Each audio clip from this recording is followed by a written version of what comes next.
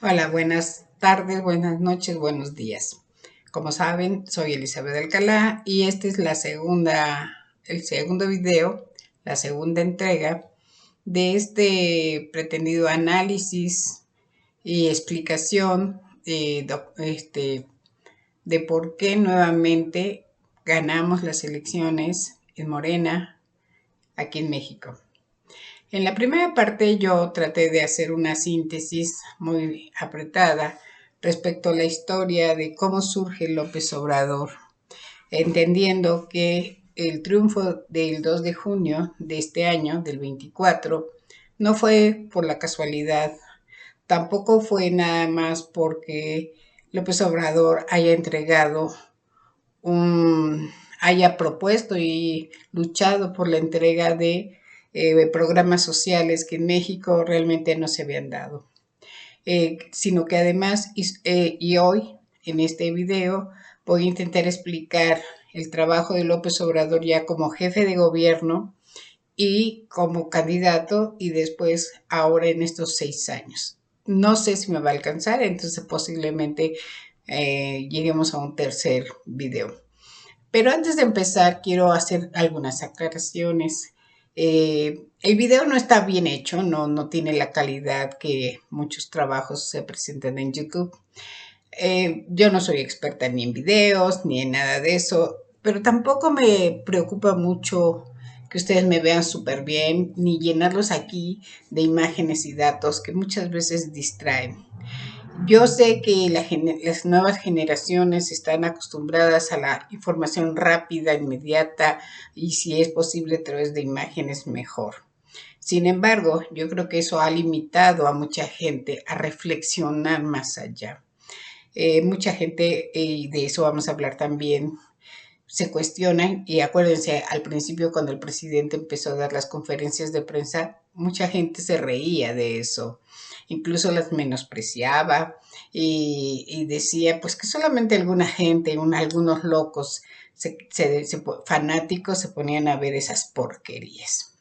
Tan así que muchos periodistas, entre comillas, ya entiéndase Carmen Aristegui, López Dóriga, Ciro Gómez Leiva, Loret, muchos que se consideran periodistas, fueron incapaces de ir un día a sentarse, a formarse, porque cómo ellos iban a formarse ahí, para escuchar una entrevista, una conferencia de prensa de 2 horas. Bueno, les aseguro que en Estados Unidos muchos matarían, literal, ¿cómo se llama? Figurativamente, con tal de entrar a una entrevista con Biden, ¿sí? Imagínense esos mismos periodistas si llegara Biden y hiciera una rueda de prensa, ¿no? Si no asistirían a ellos mismos a veces, ¿no? Pero no se salen de su escritorio, no se salieron jamás de su escritorio, no se salieron del cubículo, o como decimos en Morena, ¿no? Más territorio y menos escritorio. Entonces, bueno, a mí lo que me interesa, y este es lo que quería explicarles, adelantar, no es tanto que lo que me interesa es que escuchen mis palabras, analicen lo que yo digo, si es que les gusta y si les parece interesante, incluso me pregunten o me digan en lo que no están de acuerdo, que no es el video. Yo entiendo perfectamente, lo estoy haciendo desde la cámara de mi computadora, he intentado hacer otras formas, pero pues ya he hecho otras cosas con otros sistemas, pero como que pierdo mucho el tiempo en estar buscando imágenes. Si ustedes se fijan, tampoco estoy siguiendo un guión leído, sino que me preparo antes un poco, conozco la historia que he vivido, porque forma parte de mi currículum, de mi vida, y entonces conozco todas estas historias. Siempre veo las conferencias de prensa del presidente, siempre reviso lo que dicen algunos, ¿sí? Soy una persona activa políticamente y no jamás he ocupado un puesto, ni quiero ocuparlo, ni creo que sirva para ocuparlo. Pero pues me dedico a lo que siempre he hecho, ¿no? Tratar de hacer didáctica con mis alumnos y tratar de hacer didáctica con la sociedad. Bueno, Entonces, en la última vez estábamos hablando precisamente de cuál era la personalidad política, social del presidente en ese entonces, que no era más, o sea, que llegó a ser el presidente del partido, del partido de la Revolución Democrática. Y que en ese periodo, Cuauhtémoc Cárdenas, y ahora sí ya me sé los nombres, que no es que no lo supiera, sabía, pero a veces, precisamente como no sigo un guión, se me van los nombres, pero ya, ahora sí, miren, aquí tengo mi libretita y lo anoté. Entonces estábamos hablando de Eberto Castillo, el ingeniero, y se acuerdan que yo les hablaba de un ingeniero, pues el ingeniero Eberto Castillo, que renunció precisamente a una postulación del partido que él venía a favor de Cuauhtémoc Cárdenas. También estamos hablando de Muñoz Ledo, que era un referente en la izquierda y que en los últimos años, desgraciadamente, así se fue, pues criticando a López Obrador, ¿sí? Mucha gente de esos que hoy lo critican ocuparon puestos gracias a el arrastre de López Obrador, como mucha gente hoy sigue ocupando y va a ocupar lugares gracias al arrastre de López Obrador. Y el otro que se llamaba Jesús Ortega, a los cuales precisamente le llamaban los chuchos, ¿no? Jesús Ortega y Jesús Zambrano. Entonces, estos señores eran los que formaron junto con Andrés Manuel el PRD, y se supone que el PRD era un partido de izquierda, que precisamente, fíjense lo que es la ironía, ¿no? López Obrador se sale del PRI para formar un partido de izquierda y lleva las consecuencias, lleva su discurso, lleva sus hechos, que es lo que yo trato de hablarles precisamente, la coherencia de López Obrador, ¿no? El estar en el PRI, no todos los priistas eran de derecha, ¿sí? De hecho, Cárdenas forma este partido junto con otros, participa con una intención social.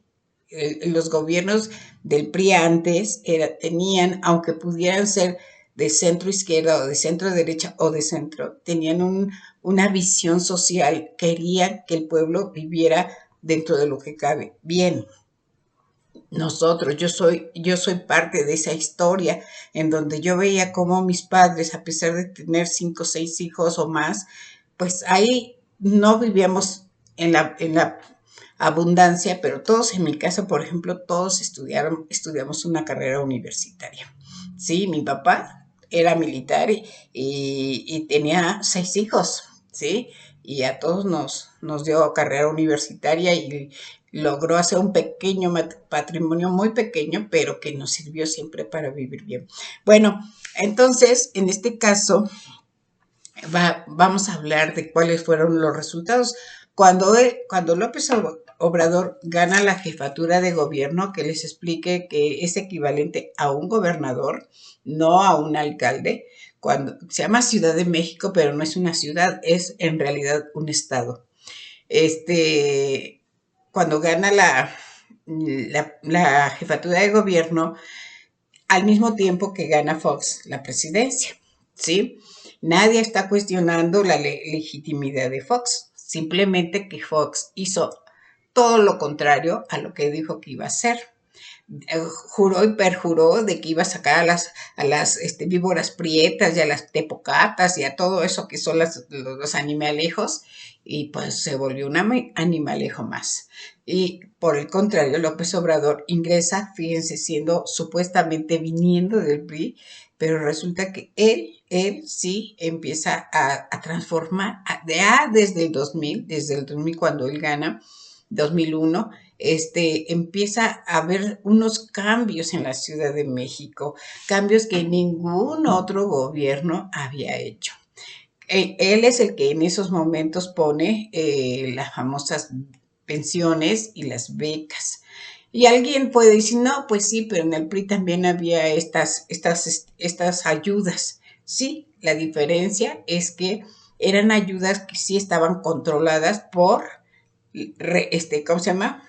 En donde uno iba y pasaba la lista, y a veces, y les voy a contar, eso a lo mejor mucha gente no lo sabe, los jóvenes menos, y recordándolo con mi mamá que tiene 92 años, me decía, es que nosotros los días 1 de septiembre teníamos que oír forzosamente el informe presidencial, era una obligación y efectivamente yo tenía que oír el informe presidencial y luego hacer un resumen para llevarlo a la escuela. Y eran informes de 6 horas. Hoy se quejan de las 2 horas de López Obrador porque informa, ¿sí? Bueno, y entonces fue desde el 2000, cuando López Obrador es jefe de gobierno, que ya existen las conferencias matutinas. O sea, no es del 2006, del 2018, cuando crea López Obrador las conferencias matutinas. Lo que pasa es que en ese entonces se creó una cosa que se llamaba el cerco mediático. ¿Qué era el cerco mediático? Pues impedir que la población en ese momento de la Ciudad de México y a nivel nacional conociéramos a este personaje que estaba haciendo cosas distintas, muy distintas a lo que lo que estábamos acostumbrados. ¿Cuál era nuestra idea? Pues sí, va a llegar el presidente que viene y el que viene y el que viene. La apuesta era simplemente quién va a robar más, quién se va a llevar, quién se va a hacer más rico, quién va a hacer las cosas más estrafalarias que puede. Esa era la visión, ¿no? Pues el presidente iban o venían, yo me acuerdo de niña que jugábamos con mis amigas para que López, ¿cómo se llama? Díaz Ordaz era el monstruo que estaba ahí en un cartel, en un póster. Entonces no teníamos ese respeto por el presidente, mucho menos cariño por él. No creíamos en ellos, no pensábamos que nos ayudaban, no nos sentíamos identificados. Entonces, cuando llega López Obrador, empiezan a haber muchos cambios, muchos cambios. Por ejemplo, la Ciudad de México es el lugar donde vale más barato el metro, el boleto del metro, que en todo el mundo, que en todo el mundo. Durante años costaba 2 pesos, ¿sí? No sé cuánto sea el equivalente en otros países, pero costaba 2 pesos. Hoy el metro vale 5 pesos, ¿sí? 5 pesos. Pero además a los adultos mayores no se les cobra, a los discapacitados no se les cobra. Entonces, fíjense nuevamente, son beneficios. ¿Por qué? Porque en una familia a lo mejor y en México mucha gente adulta sigue trabajando y entonces el ahorro que tiene. Y es uno de los transportes más, que más se usan, son millones al día que usan el transporte. También creó los llamados segundos pisos. ¿Qué eran estos segundos pisos? Pues la Ciudad de México es muy habitada y al mismo tiempo es muy chica, porque la Ciudad de México, ya les dije, es un estado, sí, pero está colindado por otras grandes ciudades, otros estados, por ejemplo, el Estado de México, que no es lo mismo que la Ciudad de México, que es el estado más habitado de todo el país. Puebla, Morelos, Tlaxcala, y no sé si por ahí está también otro estado, ¿no? Pero estos son los llamados conurbados. Y entonces, en la Ciudad de México no solamente carga con su población, sino con todos los que están a su alrededor, que muchas veces trabajan en la Ciudad de México. Entonces, es un lugar muy congestionado. Entonces, ¿cuál era la alternativa? Se pensó en estos segundos pisos, que ya teníamos el periférico, y entonces en el periférico se creó el segundo piso. Bueno, era un drama nacional cuando él lo planteó. Bueno, de loco no lo bajaron, era un enfermo mental, estaba, como hasta ahora, ¿no? Obsesionado por el poder, no tenía ni idea de lo que iba a hacer, bla, bla, bla. ¿Quién se hizo cargo de esos segundos pisos? Pues nada más y nada menos que nuestra querida Claudia Sheinbaum, que ahora va a ser nuestra presidenta. Entonces, fíjense, López Obrador y Claudia Sheinbaum desde entonces ya estaban trabajando juntos, porque López Obrador la llamó, y ahí se conocieron, para que fuera secretaria de Medio Ambiente. Sí, ahora en todas las ciudades grandes que existen en México se han creado segundos pisos del periférico. En cada grande ciudad, aquí en Puebla existe. ¿Cuál es la diferencia? Mientras en la Ciudad de México los segundos pisos son gratuitos, en las demás ciudades se cobran. Entonces, fíjense, ahí ya empieza la visión privado-público, público-privado. Pero, ¿quiénes pusieron los impuestos para hacer esos segundos pisos? Nosotros, la población, en su conjunto. Y si nosotros pusimos el dinero para esa construcción, ¿por qué no lo cobran? ¿Por qué? ¿Y a quién se le va ese dinero que se cobra? Porque además fueron privatizados. No es que el gobierno cobre, ojalá, bueno, supongamos que aún así, pues cobrar el gobierno, pues ese dinero entra a las arcas del gobierno. No, se han privatizado, como se privatizaron los bancos, como se privatizaron las playas, como se privatizaron las empresas, como se desaparecieron los trenes, bueno, en fin, este país estaba a la venta durante todo el periodo neoliberal, incluyendo Fox, incluyendo Calderón, incluyendo Peña Nieto. Entonces, ya desde entonces, López Obrador empezó no solamente a mostrar las diferencias que tenía su plan de vida, su plan de trabajo para la Ciudad de México con relación a los demás estados y al propio gobierno federal, que mientras López Obrador buscaba el bien común público, estos señores se dedicaron a privatizar y a enriquecerse por sí mismos. Se sabe que, por ejemplo, Peña Nieto, Calderón, Fox, y váyanse ustedes a saber quién es más, se hicieron de plataformas en Pemex. Plataformas son los grandes lugares donde trabajan los obreros extrayendo en el mar el petróleo. Cuando López Obrador, ya lo veremos más adelante, se da cuenta, todo está privatizado, todo, ¿sí? Lo vamos a ver más adelante. Y entonces empezó, junto con eso, a crear un discurso de análisis, de crítica, de enfrentamiento político, nunca violento, nunca proponiéndonos usar armas, nunca proponiéndonos romper nada, nunca proponiéndonos destruir edificios ni dañar a nadie. Es la revolución de las conciencias, que consiste en que nosotros analicemos cómo queremos vivir como ciudadanos. A lo mejor habrá millonarios, así como los que se fueron a vacunar a Estados Unidos porque tenían la posibilidad, muy su derecho, pero la gran mayoría de la gente no tienen la posibilidad de decir, bueno, no me gusta este gobierno, entonces me voy a China, o me voy a Estados Unidos, o me voy a Guatemala. No lo tienen, ¿sí? Entonces, ¿cómo queremos vivir los que estamos en México? ¿Cómo queremos? Hay dos modelos y lo vamos a seguir viendo. Entonces, esta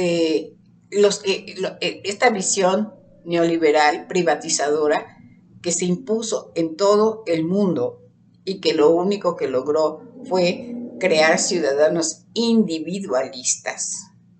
Primero yo, después yo y al último yo. Sintetizado en una frase espantosa que decían, de que lloren en tu casa a que lloren en la mía, que lloren en la tuya. De que tengan hambre en tu casa a que tengan hambre en la mía, que tengan hambre en la tuya. En lugar de decir, a ver, ¿cómo nos repartimos la comida? ¿Cómo le hacemos para que todos comamos?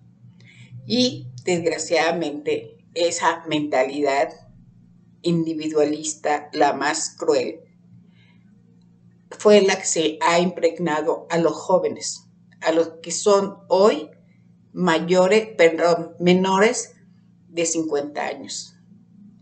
Y entonces tienen esta visión individualista, porque desgraciadamente esos padres que hoy tienen 40 y tantos años y que tal vez sus hijos son pequeñitos o son adolescentes, ya fueron educados con esa visión. Y entonces, pues, yo nada más pienso en mí y en mi familia, como si vivieran en una isla, ¿sí? Y a la hora que vienen los cocolazos, como decimos en México, a la hora que viene un terremoto, a la hora que viene una pandemia, a la hora que viene una inundación, pues dicen, Pues si a mí me pasó, entonces chillo. Ah, el gobierno no me está haciendo nada, el gobierno no me está ayudando, el gobierno no hace nada.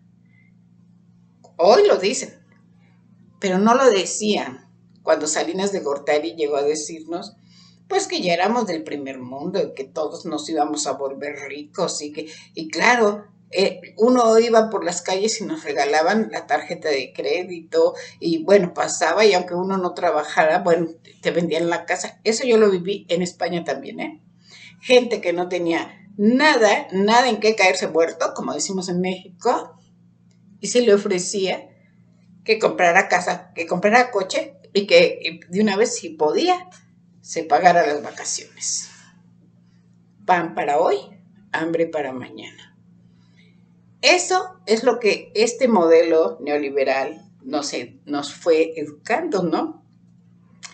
Entonces se creó todo, junto con esta visión individualista, se fue creando también una visión de el que tiene dinero es porque trabaja y el que no tiene dinero es porque no trabaja.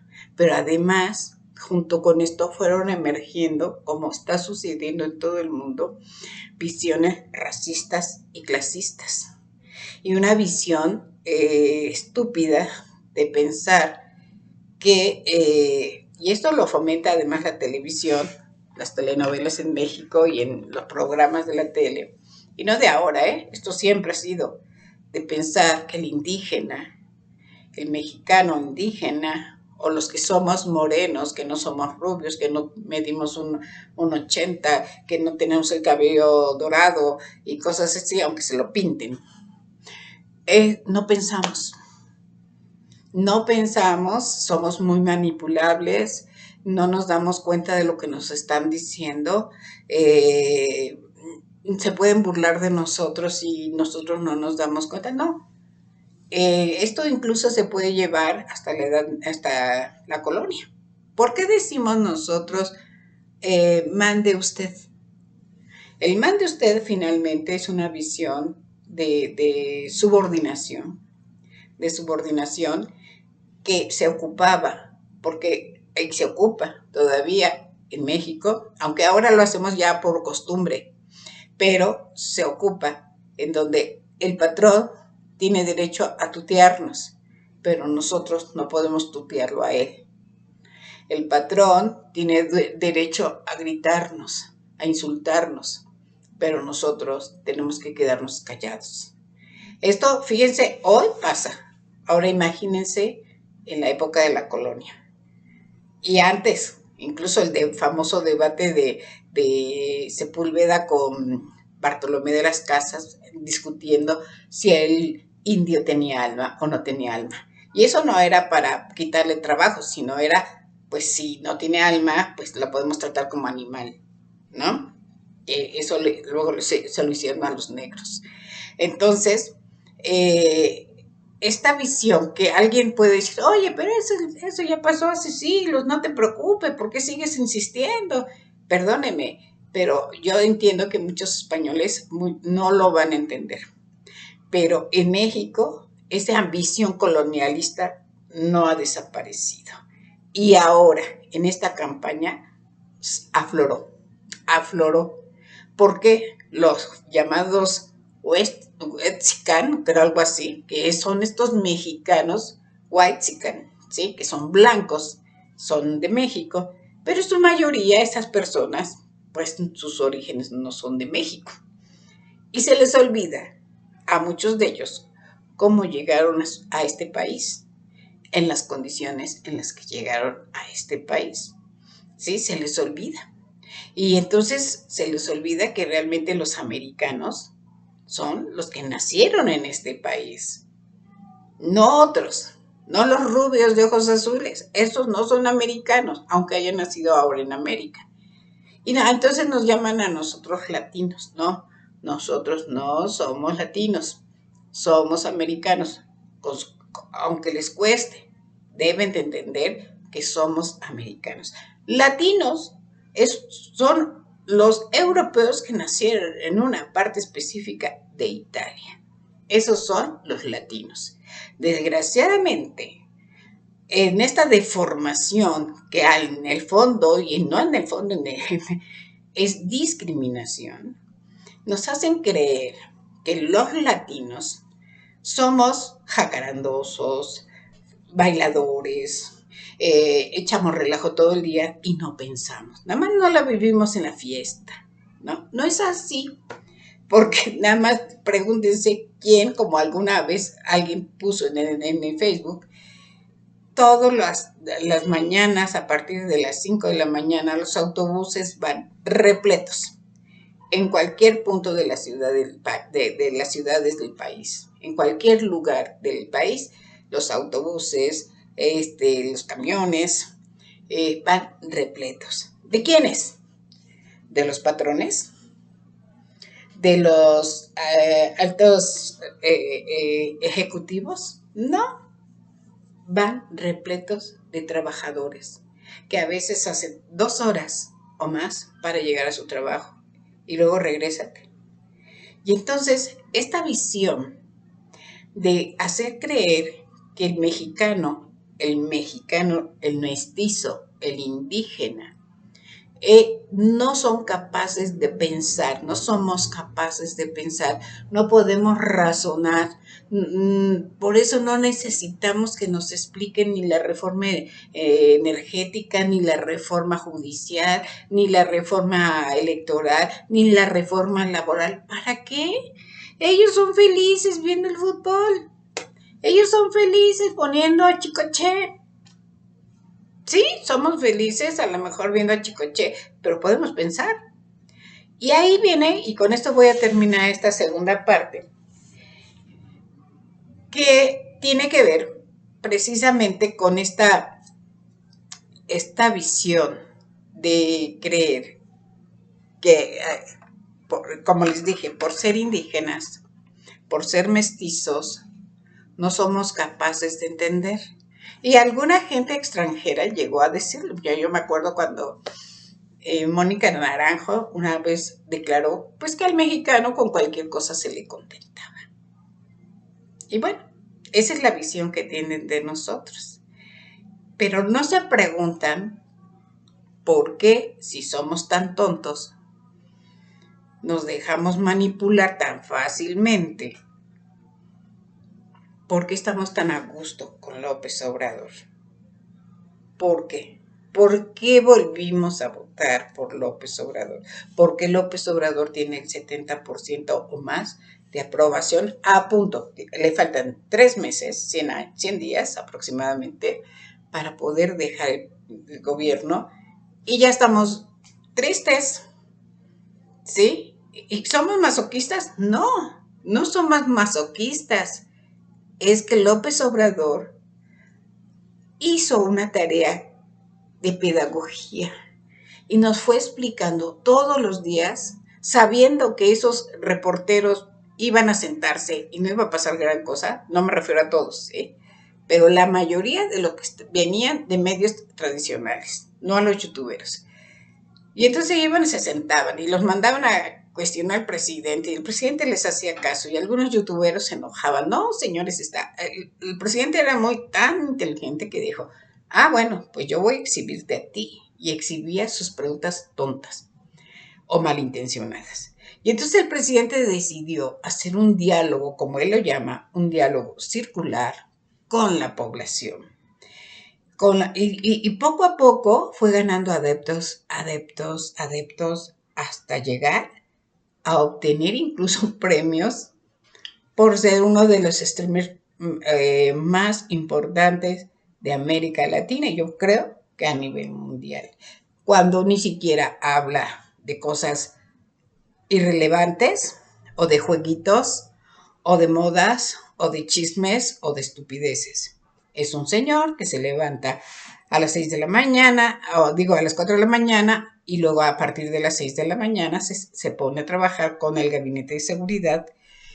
Y a las 7, 7:30, después de que termina la reunión con el gabinete de seguridad, no se sienta, porque durante las 2 horas que está no se sienta, se pone a hablarnos de cómo está el país. En el siguiente video voy a explicar rápidamente en cómo se conforman las conferencias. Pero en esto último, que ya no quiero tardarlo más, el presidente lo que hace es hacer una didáctica usando la historia de México, porque como él dice, quien no conoce su historia está condenado a repetirla. Pero además, no hay contexto, no, perdón, no hay texto sin contexto y contexto sin texto. Si nosotros desconocemos cómo ha sido la historia de nuestro país, incluso nuestra historia reciente, de cómo fue la violencia en la época, por ejemplo, de Salinas de Gortari, que hasta mataron a un candidato,